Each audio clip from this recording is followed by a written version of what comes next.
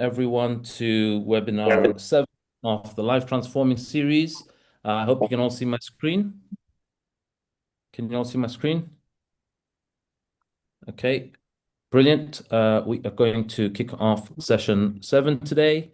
And session 7, to create context around what we're looking at, is I want you to rethink how and what we think of ourselves as. One of the ways that we learn something new, one of the ways that we relearn something here is we present it on an entirely different perspective and context. So I want you to think of your body as a collection and connectivity of systems. And if you don't think of it and understand it as systems, you will discover symptoms. And so at a body, mind, and intellect level, you're a body of systems and processes that are all miraculously designed to fire, click, interact, integrate, connect in sync, just like magic. And when you live a life operating in misalignment with your purpose, Urvi, which is the topic we're talking about for Kenya, your authentic nature or not in your prime environment, community, and habits, these systems are out of balance and they show up as symptoms.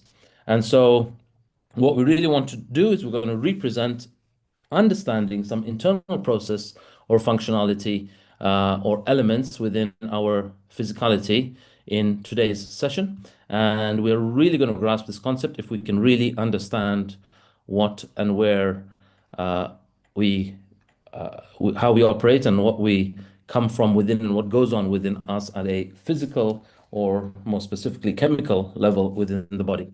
Before we get into that, I want somebody to please rush to raise your hand and read out this objective and share from this objective. What are you beginning to realize? What has transformed? What have you had a breakthrough in? Who would like to go? Let's go, guys. Please raise your hand.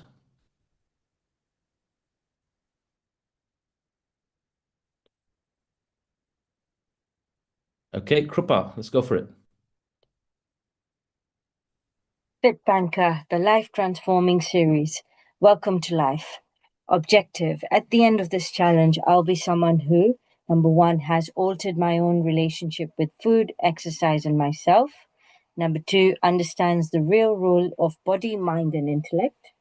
Number three, knows that my environment, community, and conversations dictate the consistency and quality of my health habits. Number four, inspires and empowers my community to take on their health too, through my social media and in-person sharing, to show up as a health leader and a go-to person. The more I normalize and share what I value, my healthy lifestyle, in person or on social media, the more the world around me is inspired and empowered to start living a healthy lifestyle. Everything is transformable. All right, awesome. So what of these, Krupa, are you beginning to realize coming to fruition or have already come to fruition and transformed in your life? So for me, I think, the past week, I think it's been number one and two, actually. So around food. So I've kind of like now, started realizing that food is actually not right. I feel like eating this. Let me just, scoff it. As Yeah, good as it looks, or yeah, I'm hungry. Let me just quickly eat something. I've yeah, kind of now realized that it's actually about fueling yeah, my body. yeah, And kind of, okay, I'm about to go for an exercise. Maybe, yes, okay, I do need to eat, but I've just been sitting idle. I'm watching TV. No, I don't need to eat something. So yeah, fueling the body rather than having food or just, yeah.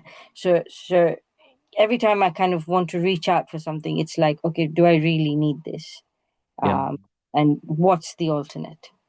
Awesome, awesome. So really inquiry and understanding food and also understanding how that relates to what role does it play for our body, for our mind, our intellect.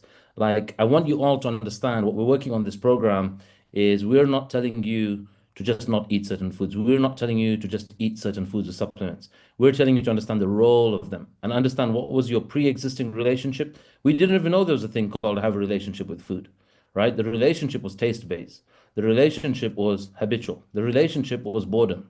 The relationship was cultural or traditional, or we've just always eaten this or done this. What we want you to understand is to make it functional, to make it understand the numeric relationship that you have with food, understand the purpose of that particular food, understand the role of that particular food, right? So we're really, really shifting. Understand the energetic experience and feeling you'll have post-consumption of that particular food, right? So now we start to understand, actually, if I make wiser choices, how I feel after it, how I feel the morning after, what my body feels like, or bloating that I have or don't have, is a function of these choices that I'm making. So now we start to be quite selective on, can I eat purposefully? Can I eat what serves me? Can I eat what is optimal contribution to me, to my body, to my mind, and to my intellect? But it's funny you say that, Krupa, because I thought you would have picked number four and the last paragraph at the end, because I don't know how many people here know, but Krupa has inspired her husband to join. He's on the Thrive in Five. And, that's not easy. Like, if you saw this program, you might have heard about what this program entails. You might have thought and suggested, hey, Bhavin, you should do this, because you kind of have a sense of what it is. But as you're embodying this program, you're actually inspiring people around you, right? So the more you normalize and share what you value, and you're embodying that and living by that, whether it's in person, the more the world around you is inspired, right? And they are empowered and they've stepped into living a healthy lifestyle. So, guys, you really want to get that if you're conducting your life at a certain level, there will be the world around you reaching out to you and inquiring and asking, hey, or just seeing you live the benefits, right? And those are what we call, to our coaches, we call them inbound queries, right? So you have such a pull factor around the way you're conducting yourself, the energy you're doing, the activities you're getting into, the strength that you have, the mindful presence that you have, even at a mental level. People around you will have no option but to be inspired by you. And you may not realize it. And then you might think this is normal or easy or take it for granted. But it really takes something for one human being to make motion and movement of another human being to step forward and commit to something. It's not something to take lightly. I haven't had my whole family convert into take on, the FITBANKER program or ethos or values, right? Most of them have, a lot of them have.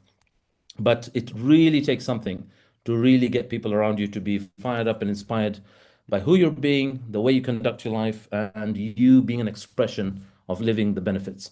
Now, webinar 6, we looked at the mind-body connection. We looked at how simple thought or imagination can influence something chemically in our body, like, you picturing a lemon being cut and saliva gets released. Similarly, think about that. You have what's called the placebo and the nocebo effect, that your thoughts, your affirmations, your visualization can start to alter an internal chemical state for you, which alters your physiology, which alters your energy, which alters your drive, which could alter other chemicals going on inside of you. And we're going to look at some of those chemicals today and how thought really influences that.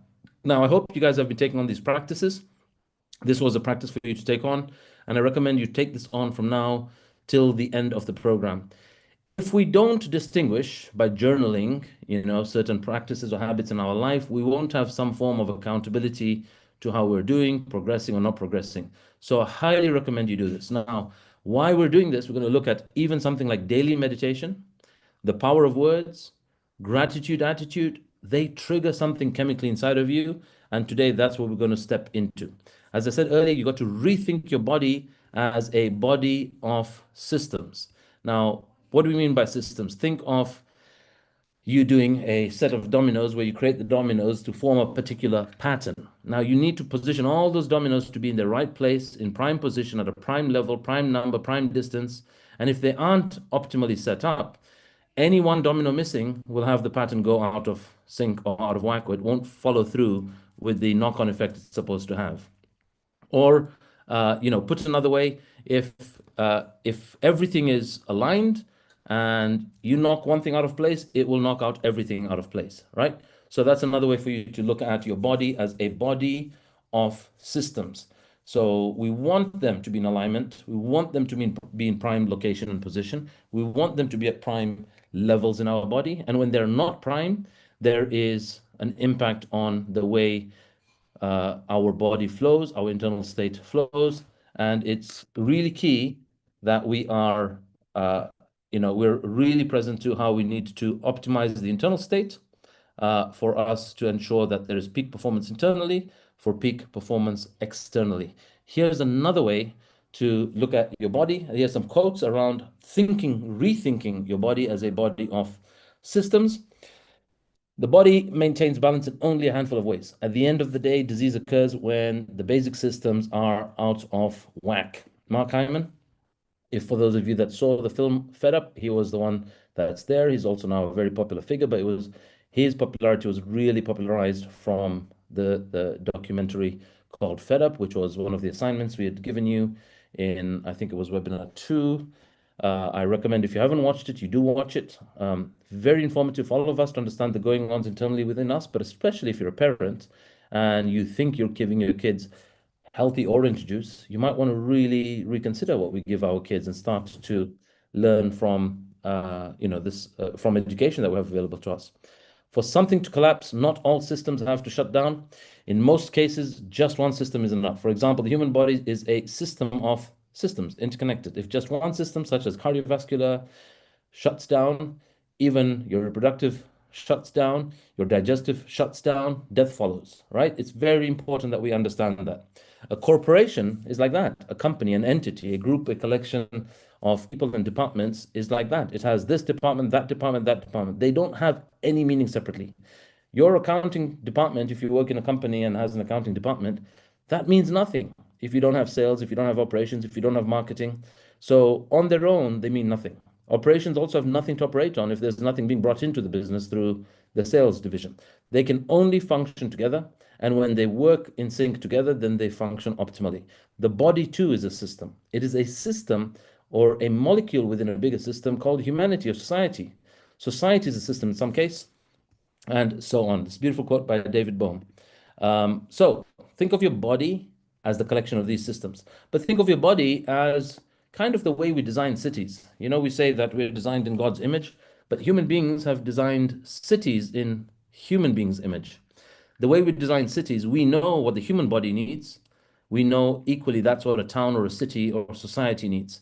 Just like the human body, we have filters, like we have kidneys, we need filters within our community. We need aeration tanks, like we have lungs. We need clarifiers, we have oxidation ponds, we have ocean outfall for waste to go out to. We have land remediation, we have digesters, we have sedimentation tanks, we have grit removal, we have screens, we have pump stations. Just the way we design a city, from a city's water system to a city's electrical system to a city's sanitation system, the garbage collection system. If any of those systems are out of whack, there will be a knock-on effect on each and every other. If the garbage collection stops in a particular city, eventually there'll be some form of pollution. That pollution will start to seep into the water that we drink. The water that we drink will be poisoned and starts to impact the whole of society. So very key we understand that the way we maintain the body, the way we maintain a city, we can create a sense of workability and ease, or we can create a sense of unworkability and dis-ease. So start to think about that way. Now, let's look at some of the specific systems amongst many systems that exist within the human body. Like we said, the human body is a collection of systems. There's the digestive system. There's the immune system. There's the nervous system. There's the musculoskeletal system. There's the excretory system. There's a reproductive, endocrine, respiratory, integumentary, cardiovascular system. All of these are systems, and they're interconnected. Some overlap each other. Some operate alongside each other. Some wait to be fueled by a system that's prior and it needs to feed on to the next system. So all these systems, what you should understand is all of us, regardless of our height and our size, we all have about 5 liters of blood in the body. And this 5 liters of blood in the body needs to go around the body in a certain set amount of time through our cardiovascular system. And the blood is carrying oxygen, and it's carrying nutrients, and it's removing waste products and toxins out of the body. It's flushing them out. That's what the blood does. That's what the cardiovascular system does. So it's providing that blood to the digestive, to the nervous, to the musculoskeletal, to the reproductive, to the respiratory, to the excretory system. And if the blood doesn't get there in time or doesn't do its job of flushing out the toxins, eventually there will be some breakdown in one of those systems. But we only have 5 liters of blood. Think of this blood as fuel. Now, think of one of the systems that's receiving that blood, but imagine it has a leak, it has leakage. Like, let's just say your respiratory system has a big infection, there's a hole in your lung, one of your lungs, and blood is going there, it's trying to do some additional repair work in your lung. But you only have 5 liters of blood. So, what happens to the other systems when there's additional resource being demanded by the respiratory system? Or there's additional resource being demanded by, say your nervous system. Now, your nervous system can influence and control something like when you're under stress, when you're facing a threat like a fire or something else that's physically threatening your life or your survival. What happens is blood rushes to this system to trigger what's called the fight or flight mode. And what it does is it will switch off other non-essential and non-urgent systems. Normally, when we're in a state of stress and your body is making a demand to get out of danger, to fight, flight, or freeze, what it does is it switches off 3 other systems primarily, and those 3 are mainly your immune system, your digestive system, and your reproductive system, because those are considered non-urgent or essential right now in this moment, right? If you need to get out of fire, the last thing your body's thinking about is, let me keep my immunity up. It's going to do what it needs to go. So actually your immunity drops. It's therefore uncommon that when people go through periods of stress, like a stressful marriage or divorce process that's stressful, or a moving city or a life event that's happened, or even giving birth or having a new child, it's not uncommon then that your immune system is compromised and your immune system dips and we start to have, a runny nose, or we catch a cold, or it even turns into some other infection. It's not uncommon that during periods of stress, our digestive system is impacted, and some people might get constipation. Some people might get the runs. So for those of you that used to get the nerves when you go for exam time or something that you're nervous about and you suddenly get the runs, it's because you are on high alert around stress about an exam or some other thing that you're dealing with, that your digestive system packs up. It either hasn't got the time to process what comes through it, and so it leads to either constipation, it's unable to process, or it quickly shoves it through because it doesn't have time to actually deal with the breakdown. So it turns into you having diarrhea or the runs. So that's kind of what happens. It's also not uncommon. Ironically, a lot of people that are trying to conceive, they stress each month when their period cycle comes, or they stress when they see that their pregnancy test is not positive. That stress impacts them. That stress switches off the reproductive system.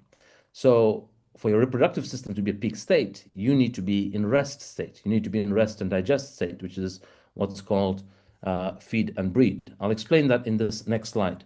We have attached to this big muscle in our skull, big for most of us, which is called a brain. There's attached this main nerve that runs down from it. It's called the vagus nerve. The vagus nerve is connected to multiple organs. So the vagus nerve sends signals from the brain to the vagus nerve to, say, your eyes, to your salivary glands, to your heart, to your lungs, your stomach, liver, kidneys, intestines, bladder, etc. Everything. Now, it's commanding and receiving signals back and forth between these organs. And when it knows there is a need or demand of certain resource or messages or signals, i.e., hormones or chemicals, it sends them to them, or it reduces the supply to them to regulate the amount of resource, hormone, or chemical that they are receiving. There are 2 parts to your nervous system, or your nervous system is in one of 2 states. Think of them as it can only be alpha or beta state. It can only be AC or DC, right? So it's parasympathetic is what's called your rest and digest, or some people call your feed and breed. So when you're sleeping, I went to the gym today. And when I'm in the gym, I am in my sympathetic, which is my fight or flight. I am pushing, I'm being driven by cortisol. I have had pre-workout, my blood vessels are dilated, there's blood rushing and coursing through my muscles. I need to push my hardest to create the muscle tissue tear. That's fight or flight mode. Once I leave the gym, I need to activate my parasympathetic. If you join one of our live workouts, at the end of the workout, we get down on the floor, we lower the heart rate, we lie the body flat, we bow our head down, we practice some gratitude attitude to activate intentionally the parasympathetic nervous system, which is when we sleep, repair, when there's repair of our muscle happening, when there's growth, when there's focus, when there's calm, when we experience love or we're in the act of love making, uh, engaging in sex, getting pregnant, you need to be in the rest and digest. Now, I keep saying this example of people who are trying to conceive. They're constantly worried about whether they have successfully conceived this cycle or not, and they actually keep shifting the body, and their brain is triggering the fight or flight. There's an element of anxiety, there's an element of nerves, there's an element of judgment, there's an element of stress.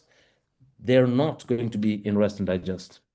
I often explain and draw a parallel between the way the nervous system works and the way the earth and civilization has evolved. In times of war, that land is not fertile. But when there is peace, then there is opportunity for fertility and for agricultural activity to happen. During a war, that can't happen. And that's what's going on internally, chemically with us. When we're constantly in fight or flight, it is an internal hostile environment. When we're hostile, we can't be fertile. When we drop the hostility, we can raise the fertility. And that too is true for Mother Nature out there, whether it's on farmland, country land, whatever it is. We cannot be in both states at the same time. So you cannot be angry and resentful at the same time when we're asking you to practice, share what you're grateful for. We do this intentionally at the start of a webinar at some of our calls. You might be doing this with your coaches on your coaching calls. This is intentionally to activate and trigger the parasympathetic nervous system. So it is important that we understand what's happening with us internally chemically.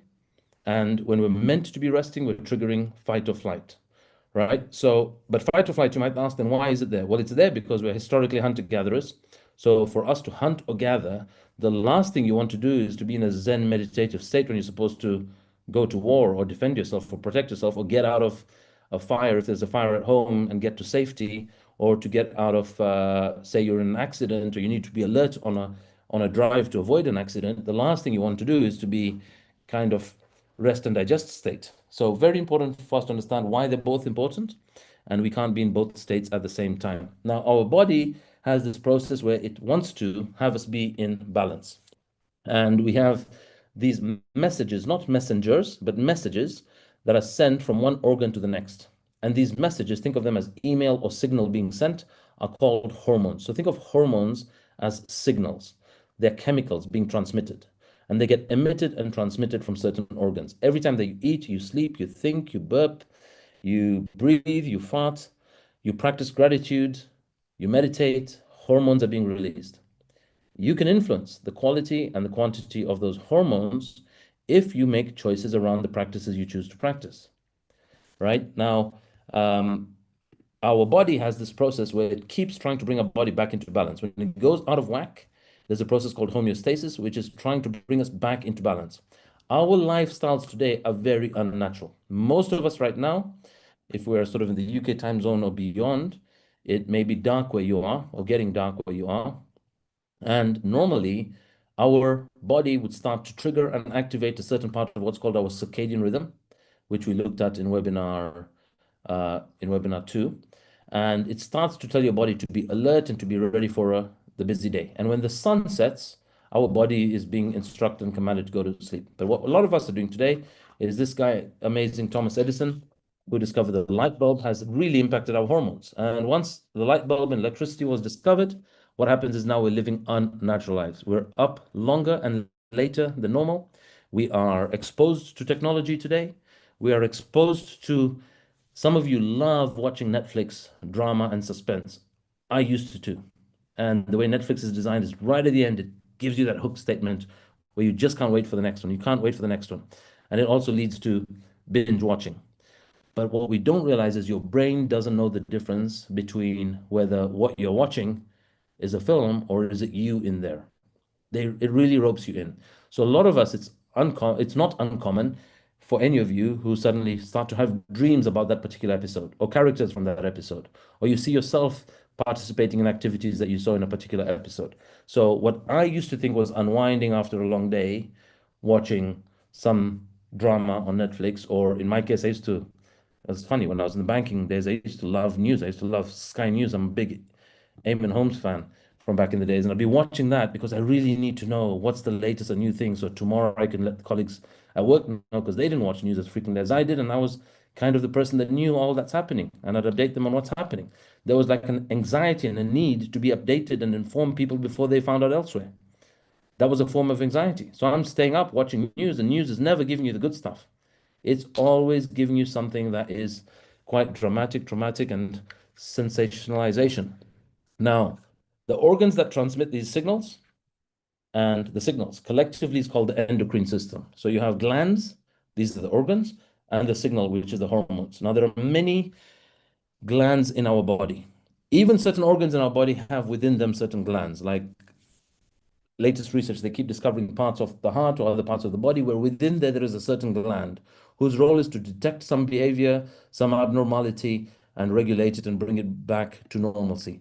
Now, we won't look at all the glands in the body because I don't know how many number there are, but if you look at starting from top to bottom, some of the key glands we will look at today is right from our brain. We have what's called the hypothalamus, and attached to that is what's called the pituitary gland. For those of you that are into yoga, spirituality, meditation, visualization, you might have heard of the pituitary gland. It's often referred to in many spiritual texts and scriptures as something that we can activate where there's a certain euphoric experience or self-realization, or you might hear this being mentioned for people that are quite spiritually evolved. Then we have in our throat, the thyroid gland. Some of you might have heard, or some of you might be what's called hypothyroidic or hyperthyroidic, which means you have an overactive thyroid. And the thyroid is responsible for your metabolism, for your digestion, for your rate of fat burn, for your calorie burn, or the absence of that.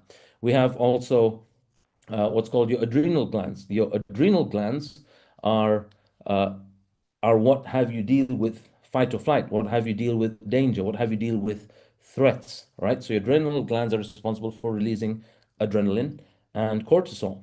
And then you have this energy regulator, right? This is your energy provider. So if you're in a country where there's a particular energy provider, that's your pancreas. The pancreas regulates the flow of energy in the blood. And energy in the blood is measured as glucose, blood glucose. And the pancreas regulates that. And it regulates that with two hormones. One's called insulin, and the other one is the glucose itself, or there's another hormone that regulates the level of glucose that's going on in the particular blood. And then you have the reproductive organs, which are the testes and the ovaries for male and female, respectively. And while there are a lot of commonalities between them, and they male and female will have both similar hormones, we have them at varying levels. And so males will have higher amounts of, say, testosterone, females will have higher amounts of estrogen. And then there are other hormones that we all have. And we have both have, male and female, we both have estrogen and testosterone, but at varying amounts. And then there's also the human growth hormone. So let's look at some of them. Right at the start of the program, one of the first things we asked you to do was to avoid certain inflammatory foods. Why did we ask you to do that? Like we say, please don't do anything on this program blindly. You may or may not have asked, but we're going to explain now why we ask you to do that at a chemical level. The foods that we're eating, the cornflakes in the morning, the 11's snack bar that we had, the sandwich or baguette at lunchtime, each of these is creating this black line of blood sugar spike, which when it reaches a certain level, it triggers this red tripwire, it triggers the release of insulin. Insulin is kind of like riot police. And when your blood glucose goes too high, think of that as the rioters or protesters are out on the streets and they're causing havoc. Because literally high blood sugar in your glucose causes havoc and it can be fatal. It could literally lead to our death. And so the police need to go out and they need to take those extra rioters, right, and lock them up in certain cells. And what it does is it reduces the amount of that blood glucose and it stabilizes the amount of blood glucose by taking the extra blood glucose and putting it in our cells. The cells that puts them in are called adipose tissue cells. Adipose tissue is the fancy name of the chemical name or the scientific name of fat, basically. So our fat cells, they're taking up this excess energy. And so the first thing we're trying to do is to regulate this hormone. This hormone causes and can cause havoc for so many of us. Now, many of us have, without it being measured or without it being a P1 that you, when you go to your doctor, I think they should be checking and reporting on people. People should know what is their level of insulin resistance and insulin sensitivity. Unfortunately, when we get certain symptoms which make us pre-diabetic or diabetic, that's kind of when we start to get educated on this information. But I think all our health checkups should have one of these as one of the P1 hormones that we look at and regulate. Now, the foods that we ask you to avoid triggering the blood sugar spike are what we call inflammatory foods.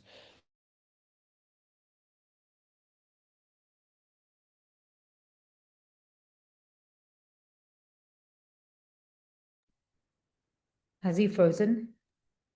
I think so.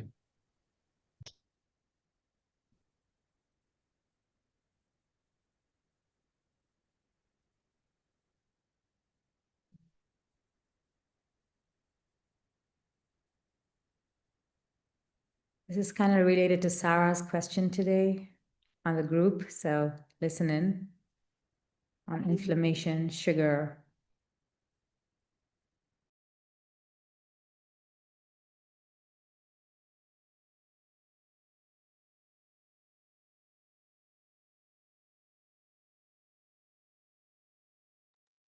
Okay, he's dropped. The net went down or something.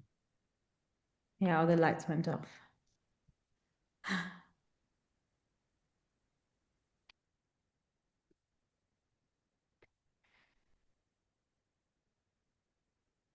I don't even have the masterclass. I could fill into that last slide that he was talking about. I mean, I think it's an important topic because we're all, you know, on the verge of day 60. We're all thinking like, why are the changes that we're experiencing or not experiencing the way they are? And hormones definitely, I feel, impact it, particularly menopause, perimenopause, postmenopause. So I'm glad we're dealing with this topic now. Yeah, it's a really, really important topic. And how it, you know, even the foods impact the quality, like the impact of the hormones, you know. We were talking on our coaching group today about how we have been having forbiddens, what the impact of that has been. And you know, you could have, like, in some terms you're thinking, oh well, I had 60 grams of carbs, then why is my weight up 1 kilo, right? This is what can happen. Everything else can get impacted. Sarah was sharing earlier this morning about how when you're in ketosis, even taking like a small amount of sugar, something containing sugar, can throw your ketosis right out, and then you're no longer in fat burning, you're moving into fat storage, and your weight is just, well, mine is piling on instead of, you know, every... And even stress, you Yeah. know, stress, the body just holds on to the water weight, you know, there's just so much of, and sleep as well impacts our hormones, the quality of how our body is functioning, right? And especially if you dig deep into premenopause or menopause and how do we control that, you know? And All right, guys, back. welcome back. We filled in for you. Yeah, we're done. He's frozen again. Maybe he should share his deck with me.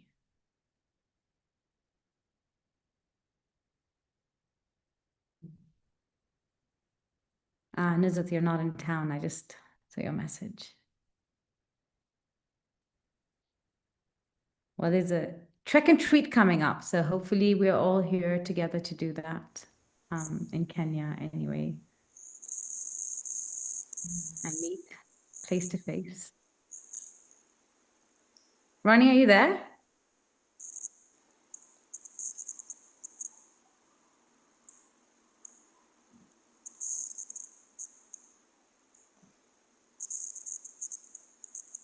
Urvi, your host again. I like hosting.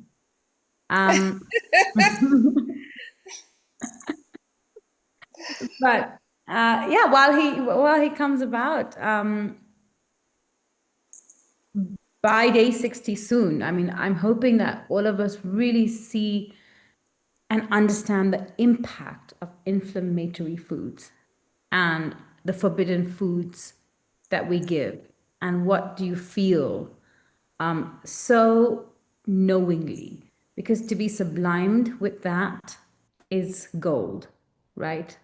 So, are you back? I'm Do you want back. to share it on my end as well? Apologies, guys. We just had a power cut. Sorry, guys. We just had a power cut, which was switching power source, and the Wi-Fi dropped in the process. But just hotspotting from mobile now. So just talking about the foods that we ask you to avoid. For those of you that are familiar in times of COVID and lockdown, whenever somebody was unwell, we would go to check what's called an inflammatory marker called CRP, C-reactive protein. And C-reactive protein tells us there's inflammation or an infection in our body. Now, interestingly, Mayo Clinic suggests that a lot of these foods with highly processed foods with sugars, they help release these inflammatory messengers that raise the risk of chronic inflammation. They lead to inflammation, and they also compromise your immune system. The foods that cause that: refined carbs, French fries, other fried foods, sugar sweetened beverages, red meat, processed meat, margarine, shortening, lard. At the same time, what foods are anti-inflammatory in nature? Now, one misinterpretation not to make here is you can't be eating all the foods on the left and then say, oh, I'm going to sort of counteract that with anti-inflammatory foods. Anti-inflammatory foods are like tomatoes, olive oil, green leafy veg, spinach, kale, collards, nuts like almonds and walnuts, fatty fish like salmon, mackerel, tuna, sardines, fruits that are high in vitamins A, C, E, or antioxidants, which is strawberry, blueberry, cherries, oranges, coffee that have what are called polyphenols. All these are anti-inflammatory in nature. And it's also been found that all diseases that are lifestyle related, chronic lifestyle diseases such as heart disease, type 2 diabetes, they're also associated. The people that have these, there's also a big association with the people having these and them having a lot of the inflammatory foods. So, it's not rocket science for us to understand that the source of most of these lifestyle disease start from the foods that cause inflammation and chronic inflammation. That inflammation compounding on top of, one after the other starts to compromise the performance of our certain organs or the quality of our internal chemical state. And it's no surprise that we begin the onset of certain dis-ease. So any of you that today or know somebody in your family that's diagnosed with rheumatoid arthritis, and you're like, oh, they're 60 something, they're 70 something, they've got rheumatoid arthritis. It didn't start in your 60s, 70s, or your 80s. It started 20 years earlier. And you've just been compounding the effects of that food that's been causing this inflammation. And this inflammation has been compounding.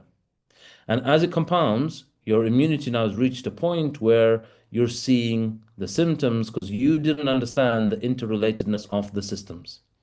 And this is why it's really important. And know that regardless of what age you are, if you start to come off the inflammatory foods, whatever effects of inflammation you have, whether it is arthritic, whether it is high cholesterol or blood pressure, whether it is pre-diabetic or diabetic, you can start to see a reduction in the symptoms, maybe even return to optimal.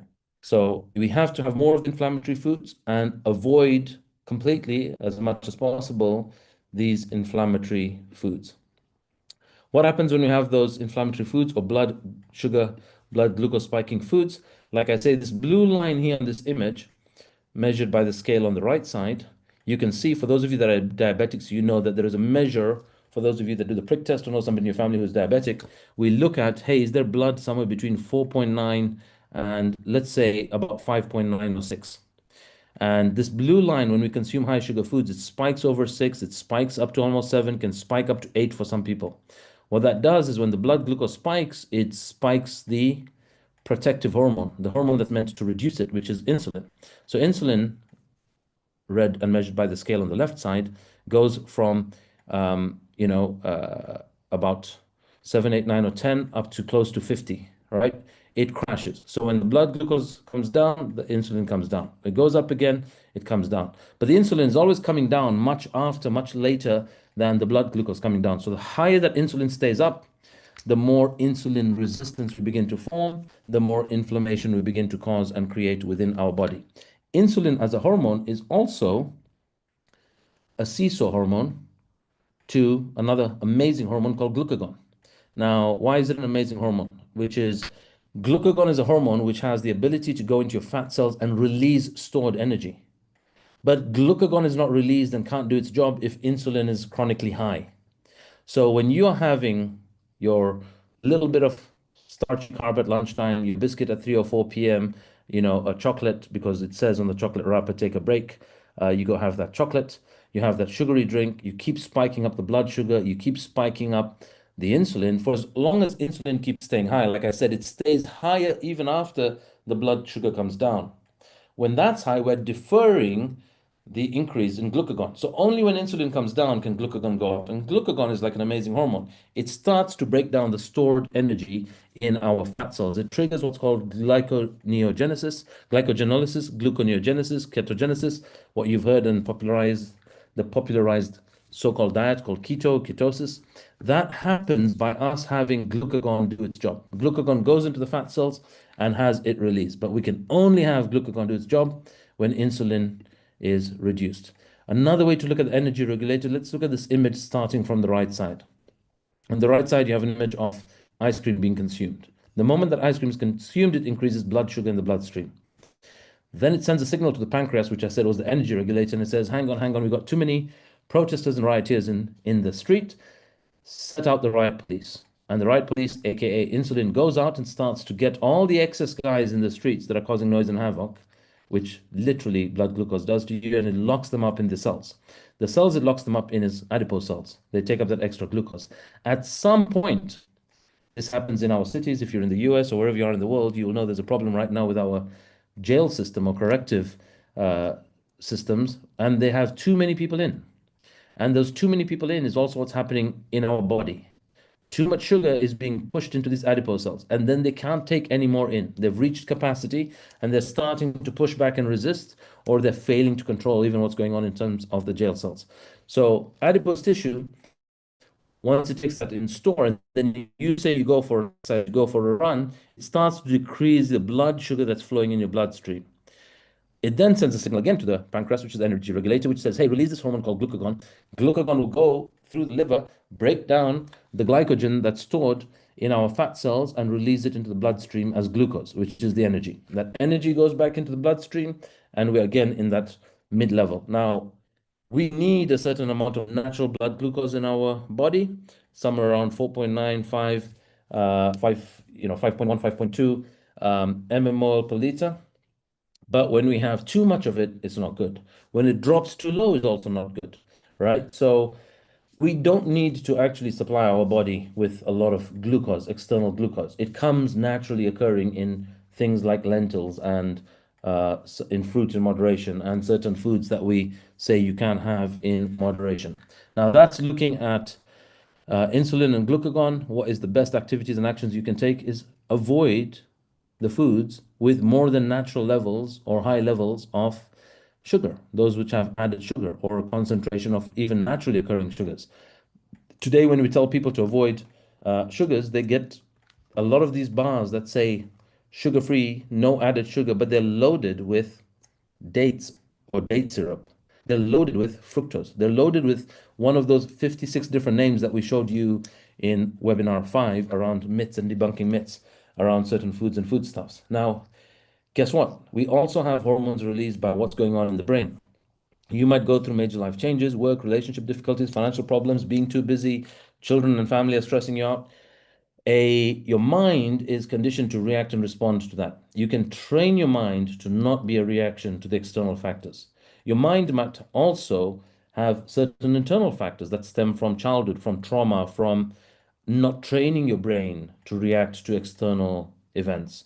So the inability to accept that uncertainty, being pessimistic, lacking that self-doubt, negative self-talk, unrealistic expectations of people around you starts to cause internal havoc. And that internal havoc will have your body release stress hormones. So at the bottom of your brain, you have the hypothalamus, and at the bottom of the hypothalamus is the pituitary gland, and its role is to secrete or trigger adrenaline from your adrenal gland. And your adrenal gland will release adrenaline, which gives you power, and cortisol, which also gives you the power and the energy. And it's fueled by the fuel of these two hormones is glucose. So what happens is when we're stressed, it's not uncommon that your body is demanding glucose, and therefore it's not uncommon that we're reaching for some source of external glucose. because the power demand is coming from adrenaline and cortisol, right? Whether you are getting angry over something, there's resentment, there's fear, you will be releasing adrenaline and cortisol. So the ability to control your internal state's reaction to the external environment allows you to better regulate these hormones. Everything we looked at in webinar 6 is an intentional, proactive practice to regulate this particular hormone or the havoc that this hormone can cause. You might wonder, why do we have this hormone there in the first place? As explained earlier, you do need it. You do need it to get out of danger. You do need it for performance. You do need it when you're doing something competitive. That's when we do need it. Cortisol and adrenaline, they naturally are designed to peak at a certain time in the day, 8, 9, 10, 11 a.m. And they peak as a result of us needing to be most productive that time of the day, either as hunter-gatherers or for peak performance that time of the day in our work. And it's also why if people ask me what's the best time to work out, I'll say somewhere between 8, 9, 10, 11 a.m. is a good time for you to go for your workouts, because naturally your cortisol will peak at that time. What most of us do because of our work design, if we don't get an early start in the day and don't get to go to the gym early in the morning, we will go in the evening. And you'll go in the evening, it's okay. It's better than not going at all. But unfortunately, what will happen is we will spike our cortisol and adrenaline at that time of the night, and it takes a while for it to come and wind down to activate the hormones that we need to go to sleep. Now, going to sleep and the hormones we need to go to sleep are so important, because they are the precursor of what sets you up for success the following day. They're so important that there's one hormone that comes from them called melatonin. That is so important that we have our own webinar on it. So webinar 8, the next webinar not to be missed, think of it as part 2 of this session, is to really look at how important sleep is. And I thought sleep was a thing we didn't need to be taught how to do. We need to be taught how to do it. Just the way we might have sleep trained our babies, for those of you that might have done that, we as adults are no different from the babies. We also need sleep training. And if we don't get that done properly, it really can cause havoc for the repair work needed in our sleep, for the quality and depth of our sleep, and also it will impact our productivity and presence the following day. I used to think sleep was the thing you did after you finished doing everything else. It was just the residual event that happens after we've done what we needed to do for the day. You just knocked out when everything else was done. But not really. It needs to be something that we proactively plan, prepare for, and you want to go to sleep with some energy, not going to sleep with your energy finished and spent, because you require energy for certain processes in our sleep. How can we practice and have good levels of healthy cortisol and adrenaline? So some of the things that we can do: definitely getting good sleep, definitely getting good exercise, ideally earlier in the day rather than later. Mindful and awareness practices like we have learned in webinar 6, gratitude attitude, journaling, meditation, affirmations, breath work, deeper intentional breathing is something that we can do. Laugh and play, having fun and awakening the inner child boosts our endorphins, our serotonin, our oxytocin. Social connection and healthy relationships. You know, we have spoken about the 6 pillars. 2 of them, one is social connection, the other one is purpose. Those 2 identified from, is it Dan Buettner's book called The Blue Zones, where he spoke about researching the top 7 parts of the world which had the highest concentration of centenarians. They call these areas the Blue Zones, which included areas like the Mediterranean, a part in California called, I think, Loma Linda, certain parts in Japan called in Okinawa, and few other regions of the world where they found the highest concentration of centenarians. And what they found that they had in common, one is they were connected to the purpose.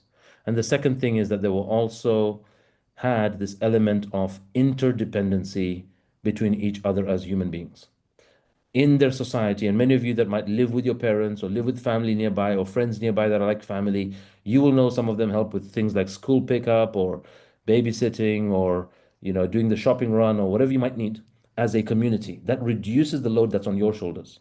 But many of us have been conditioned to move from being dependent to independent, and we stop there. We need to move from independent to interdependent. And so your social connection, your healthy relationships, is why we have a whole course on it, is to allow you to make good use and value of how we interact with, support, and contribute to others around us, and also be open to contribution. Taking care of a pet and stroking a pet has been shown to reduce cortisol and adrenaline levels. Being your best self and owning your truth being true to yourself, right? Now, being true to yourself is not about being morally correct or being a monk. Being true to yourself is actually connecting with and being authentic and true to what's your nature. Carl Jung, the psychologist, says we all have what's called the shadow side or the dark side. That will be an element of us being at home and accepting, hey, I have greed for X. Hey, I react this way enviously or with jealousy around ABCD. Hey, I have lust as a unfulfilled desire. But knowing and acknowledging that and working with that rather than suppressing it, denying it, or trying to be some other way that you think society needs you to be is unhealthy for you. Being true to yourself is something that will contribute to you being your best self and owning your truth, not society's expectation of you. Tending to spirituality has been seen to reduce your cortisol and adrenaline, which is they found people that regularly participate in religious activities or spiritual practices, whether it's in their own homes or outdoors in certain faith-based organizations, have better control levels of cortisol and adrenaline.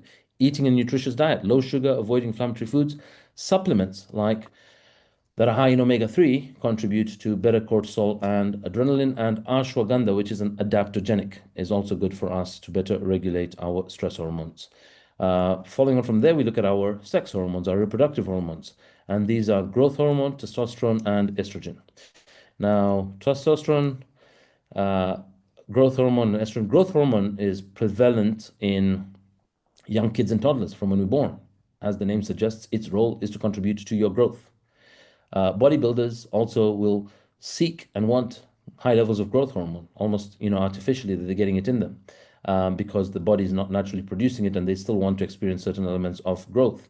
Testosterone is more predominant in males, but it's still there in females, and it's important in females. It's also responsible for females' drive, and there is a different range of healthy levels of testosterone for females versus males. And even when the testosterone is low in females, you could experience as a female lack of drive, lack of purpose, depression, and so on. Estrogen, again, prevalent both in male and female, but at much lower levels in men. When it's unnaturally high in men, it leads to what's called the infamous moobs, right? So we get a lot of fat buildup and store, and sometimes excess testosterone in men can convert into estrogen, right? So also being able to utilize the testosterone you have, weight training, sport activity allows us to expend our testosterone. There are certain activities or practices we can do for these healthy hormones. Well, firstly, lifting heavy with compound movements. The definition of a compound movement is where you're doing an exercise that engages two or more joints. So if you're doing a deadlift, you're engaging your hip joint and you're engaging your knee joint and also your ankle joint. By doing that, that's called a compound movement. Lifting heavy deadlifts is good for boosting and maintaining a healthy level of testosterone and growth hormone. Sprinting, especially uphill, creates a certain level of tension in the body. It triggers a process called hormesis, and it contributes to a spike in testosterone. Sleeping more is very essential for maintaining good levels of testosterone. The absence of sleep can lead to your testosterone levels tanking. ZMA, we always recommend ZMA, which is zinc, magnesium, and vitamin B6. Very important for us to have good T levels. There are certain other plants or extracts from certain plants like ashwagandha, fenugreek, tribulus terrestris, which are also seen to contribute to healthy T levels. Again, this is essential for both male and female. Staying connected to your purpose. Many of you know and see people in your life who are so focused and driven, they have a certain purpose. They do something for community, they have purpose connected to the business, they play a political role, they play a role in society, and you find that they're always already driven. They're driven because they're connected to why they exist, what their purpose for their existence is. And you will find that they're a hormone that contributes to and is responsible to them operating at peak performance to fulfill on their purpose is because they're really connected to why they exist. Put another way, some of you might know of some people, and I know of people who they were amazingly successful in their life. And the moment they hit retirement, or they said, now I'm quitting from my company, now I'm handing over my business, now I'm stopping my full 9-to-5 job, it was not much long thereafter that they either died or they triggered some form of age-related disease or disorder like dementia or Alzheimer's or so on crept in for them. Because their reason for existence, their reason for being relevant and important kind of went. and chemically their body took over and didn't support them. Let's look at thyroid hormones. The thyroid, as mentioned, is important for how our body deals with digestion, how our body deals with the breakdown of nutrition that we consume, how our body regulates our metabolism. And our metabolism can be fast or it can be slow. A fast metabolism means a lot of what we consume very quickly breaks down and converts into energy to expend, or digests and breaks down all the food that releases it as waste. A underactive thyroid is called hypothyroidism. Hypothyroidism, a lot of people that are overweight might be diagnosed with hypothyroidism. Now, it's not because you're overweight you have hypothyroidism, it's because you have hypothyroidism that leads to you being overweight. It does not mean you're destined to, you can't transform that. Hypothyroidism means there are certain foods that will take a lot longer to break down or won't break down effectively, and they convert into storage. And so one of the ways to kind of biohack or trick your body into having a faster functioning thyroid is by giving it foods that quite faster and quite quickly break down. So if you were to have a lot of green vegetables or fruit, they break down very quickly. If you were to have a lot of inflammatory foods that have a lot of processed oils in them, that have a lot of processed sugars in them, and complex structures in them, they take longer to break down. So you are basically putting more strain on, think of them as digesters in your body. Your digesters are being overloaded beyond their capacity to digest and break stuff down. And so why would you put the heavier breaking down stuff? Put the lighter breaking down stuff so there's less of a load on these digesters. And so understanding your thyroid is responsible for things like your rate of digestion, your metabolism, your energy levels, and you'll find also people that are hyperthyroidic, which means a very fast thyroid, they will struggle to build muscle or to put on weight, right? And so that's why also we say to you, if you need to put on weight and you have a hyperactive thyroid, you're naturally very lean, we might recommend to some of you to say, hey, you should be having more slower breaking down protein. Instead of a whey isolate, you should have casein protein. So casein whey is a slower breaking down protein. So it might take 6 to 8 hours for your body to break down and absorb that. For somebody that has a very fast thyroid, you don't want the one that gets digested in 45 minutes.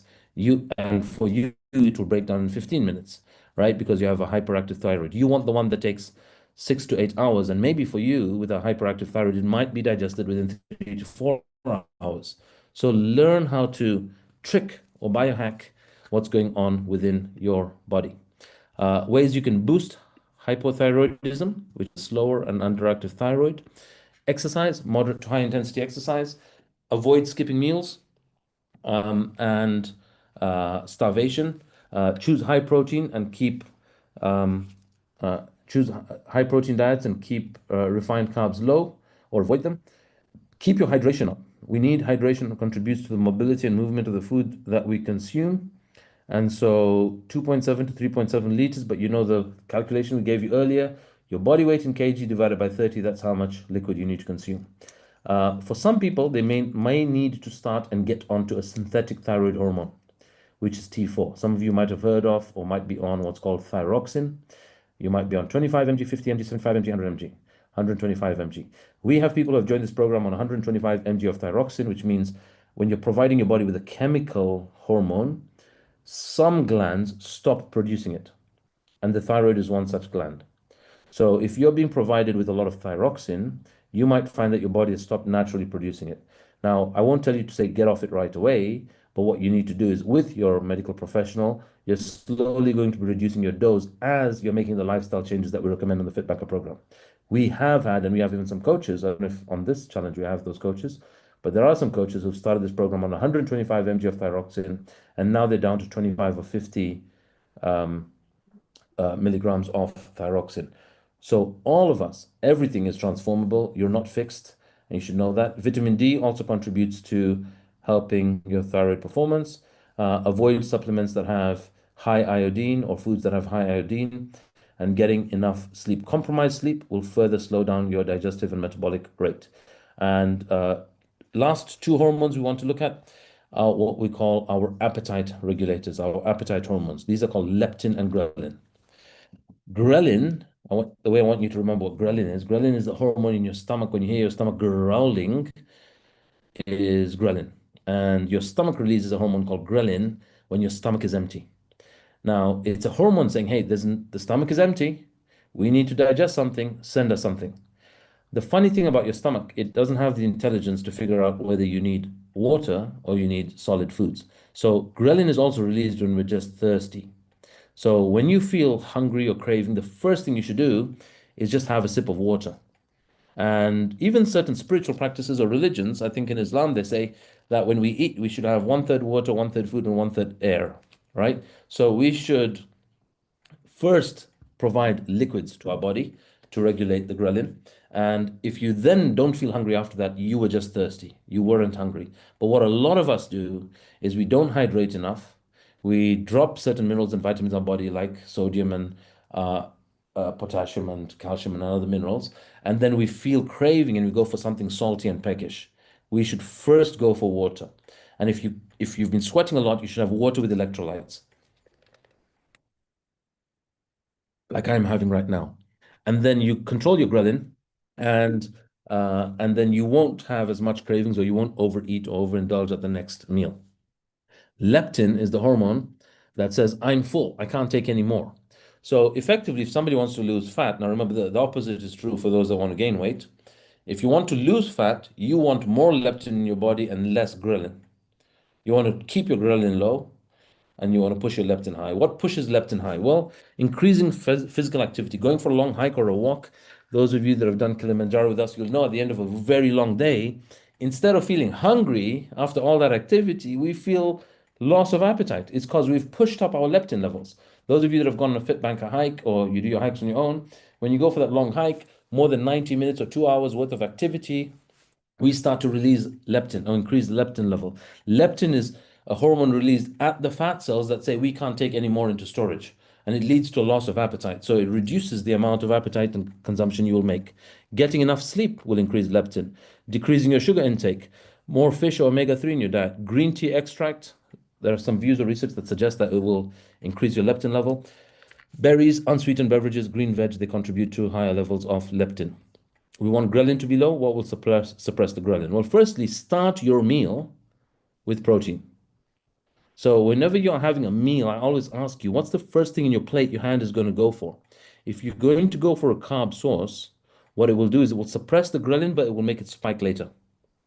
Now, guess what? High-end restaurants figured this out long back. And so what they do is, without you paying for it, they'll first bring you the bread basket. And they'll bring you the bread basket so that once you've consumed the bread, it suppresses the ghrelin temporarily, it creates a blood sugar spike, and 45 minutes later, at the exact time that they're going to ask you whether you would like some dessert, your blood sugar has crashed, your ghrelin has spiked back up, and your brain actually isn't making the choice. The chemicals are. And so they ask, would you like some dessert now? You're completely full with the main course, the starters that you've had, but the hormones in you are going to say, yeah, I'll have something. Let me try a little bit of this. And that little bit of that is because your ghrelin has shot back up, your blood sugar has crashed, and you want to get it back up. So carbohydrates, they create the impression, they make you think, and they actually do suppress your ghrelin at first, but then it spikes back up after a short while. Whereas protein, at the start of a meal, keeps your ghrelin low. So when you're having a meal, or even before a meal, sometimes I'll have a protein shake before that meal. And it will allow me to control what I do consume over that particular meal. And so that's some of what you can have. And lastly, not really a hormone, but there is another system within us, which is our waste management system. Anything that goes in your body that your body doesn't agree with, your body is going to try to reject by ejecting. It will reject and eject. And it's called your lymphatic system. Your lymphatic system is kind of part of your immune system. It's like a protective mechanism which says, hey, there's poison or there's an alien inside of us. We don't need it. It's unnatural to us. So many of us form intolerances, like, oh, I formed a gluten intolerance. Oh, I can't have these kinds of oils. Oh, I can't have lactose. Oh, I can't have XYZ. And when your body rejects something, it will first try to get it out of one of the 4 Ps. You will either pee it out, poo it out, puke it out. And if it doesn't go from those 4 P's, it'll come out through the fourth P, which is the pores of your skin. And the pores of your skin is where you'll see eczema, you will see a rash, you'll have some form of flushing. It's telling you that inside your body there is something chemically that disagrees, and it cannot be naturally broken down through the digestive process. So it's trying to find a way to eject or reject it. And so one of the best ways to avoid a reaction of your body rejecting something is avoidance. Remove those things that are triggering the reaction. We have a number of people on our program that have things like lupus, or they have other autoimmune disorders, or they have some kind of chronic inflammatory illnesses. We ask them to use a process of elimination. Look at what dairy you're consuming. Can you discontinue dairy for 3 weeks? Can you discontinue gluten for 3 weeks? Can you discontinue spices for 3 weeks? Can you discontinue certain oils? Because most of the oils that we get are cheap oils. And especially those of us that like a little bit of pickle in our diet, the pickle makers that make pickle are not making it with the best of oils. They're going to make it with the cheapest oils to keep the cost down so their pickle can compete with those around you. So they will not use the best oil. They will use vegetable, seed, or nut oils that are cheapest to store the pickle in. And those often, for me at least, they definitely lead to some form of breakout on my skin. That's my lymphatic system saying, hey man, this stuff you're consuming, we just don't agree with it. We're going to make headlines of this, and it literally forms lines on my head. And they're letting me know, and sometimes I don't listen, and I keep going for that savory pickle that I love. And it's something that my body is saying, we don't like. Please stop providing this to us. Sugar, gluten, those are all things to look at removing to better regulate and manage our lymphatic system. On that note is a wrap of webinar 7. Very important that you know that your hormones are not uncontrollable. So if you're yelling at your husband or your wife, don't blame it on the hormones. Sometimes I do.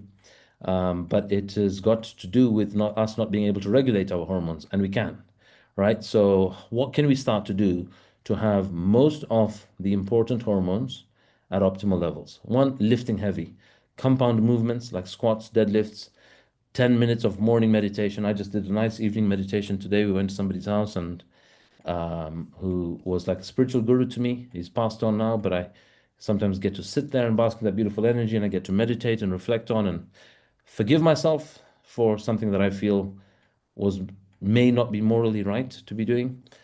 Sleeping 8 hours works best by sleeping ideally by 10 p.m. We will talk about the timing of sleep is so important for melatonin production and HGH, human growth hormone. Avoiding exposure to technology and no tech times, ideally an hour before bedtime, an hour and a half after waking, really helps to better regulation of mood and your internal hormonal state. And I do want to say 2015, 2016, when I started this program, I really diligently observed this. And I'm going to call myself out to say this is something that I slip up on nowadays.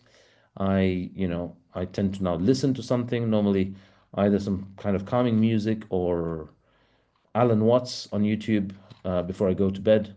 But that's not really actually great for me, right? What I'm listening to might be calming, but the exposure to the blue light or being on Instagram and chatting with people just before bedtime, that's not ideal for me, not healthy for me. I want to share a couple talks that I want you to watch. One is Understanding Hormones by an amazing doctor called Neil Barnard. And at the same time, don't believe blindly what you watch and hear.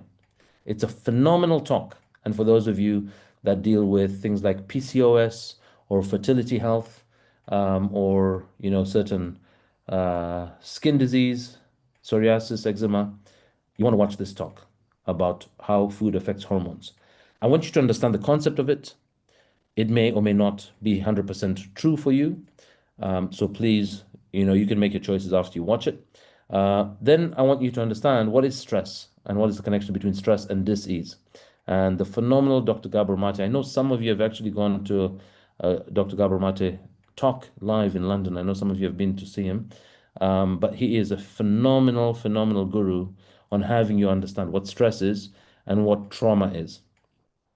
Most of us think trauma is something very big and significant and dramatic. But to me, trauma could have just been 13-year-old me trying to approach a girl that I fancied in school in class, and the next thing I hear, she's joking about I brought her plastic roses instead of real roses, right? To me, in my brain, that's trauma. And I didn't know that's trauma. And that has a knock-on effect on stress and stress hormones. And so very important talk for you to watch. Please, guys, watch these 2 talks before the next session. Ideally, before this weekend, it will really contribute to you significantly. Then we have day 60 progress pics. When is day 60, Head Coach Urvi, or coaches? Who knows? Is it on Tuesday next week? Day 60 is tomorrow. Tomorrow. Day 60 is tomorrow. So, sorry, Thursday this week. So please be sure to share day 60 updates. That includes me, Ronnie. And I invite you all to encore as well. This program ends. There's a week break, and the next September program starts. Of course, if you're encoring now, it is at the mega early bird encore rate. I do want to let you know this is the last program of the year. So what tends to happen within our community, all fit bankers across who've done the program before Christmas, suddenly there's a big drive and appeal to want to be lean and slim before that Christmas turkey comes out. And so many encorers are signing up. Obviously, the first 20 that do sign up get the mega early bird rate, which is right now only at £210. You can sign up at fitbanker.com/go. There are already people signed up to September. So those of you that would like to get in on the promo offer while it lasts, please do that. And then we have the coaching body. Coaches, I really want you to really have this conversation on your weekly coaching calls. It is very important now, so because we only have 2 intakes to the coaching body. And this year, the coaching body, we're going to have 1 in-person weekend, which is going to happen in Qatar. And you can find out about it by joining the next invitation to lead on that particular link. And coaches, we can also share the link when Vera shares of the next invitation to lead. It'll be great to have many of you who have really been leaders. Some of you have already naturally inspired somebody around you.